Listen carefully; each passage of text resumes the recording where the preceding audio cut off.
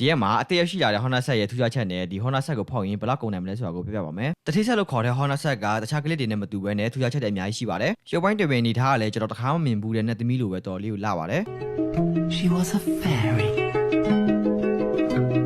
ဒီ outfit ကပြီးနေလိပ်ပြလေးတွေဝဲနေမှာဖြစ်ပြီးတော့ဒီလို effect မျိုးပဲ outfit မှာမရှိသေးပါဘူး။သူ့ရဲ့ခေါင်းစည်းလေးနဲ့တွဲဝဲလိုက်မယ်ဆိုရင်ပိုပြီးလှပတဲ့အသွင်ပြင်ကိုပြောင်းလဲသွားမှာပါ။ Honda Set ရဲ့ရိုးရာအတိုင်းပတ်ကဖျောက်လို့ရမှာဖြစ်ပြီးတော့တော်တော်လေးကိုလှတဲ့လိပ်ပြကလိုက်တာလေးနဲ့ Miyado gas skin ကိုလည်းဒေါ်လို့ရင်းနဲ့ရနိုင်အောင်ပါ။ဒါအပြင် helmet တွေ backpack တွေ lady skin တွေအစားအပြစ်ပြောစရာမရှိအောင်လှပါတယ်။တွဲရဲ့အကန်းအနေနဲ့လည်း 832 skin ပါလာပြီးတော့ Honda skin ရဲ့အကန်းဆိုတဲ့အတိုင်းပဲအယောင်တစ်မျိုးပြောင်းလို့ရအောင်ပါပါ။ K-Message နဲ့ hit effect မှာလည်းတော်လေးကိုအထာကျတဲ့ sound effect လေးတွေပါလာပါတယ်။ H32 gun မှာတော့အယောင်တစ်မျိုးနဲ့တစ်မျိုးမတူညီတဲ့ခံစားချက်နဲ့တနက် skin တစ်ခုတည်းရှိုံနဲ့တနက် skin တစ်ခုရှိတဲ့ခံစားချက်ကိုရရှိမှာပါ။ဒီ Honda Set ကိုဖောက်မယ်ဆိုရင် item တစ်ခုတည်းကိုပဲရွေးပြီးဖောက်တာကမလွယ်ကူတာမလို့တခါတည်းဆက်လိုက်ဖောက်ဖို့အကြံပေးချင်ပါတယ်။ဒီ Honda Set ကိုဖောက်မယ်ဆိုရင်ကန်ကောင်းရင်ကန်ကောင်းတယ်လို့ UC 1000ကနေ UC 5000ကြားခန့်မှန်းချေကုန်ကြနိုင်ပါတယ်။ဒီတော့အားလုံးပဲအဆင်ပြေကြပါစေနောက်ဗီဒီယိုမှာတွေ့ကြပါမယ်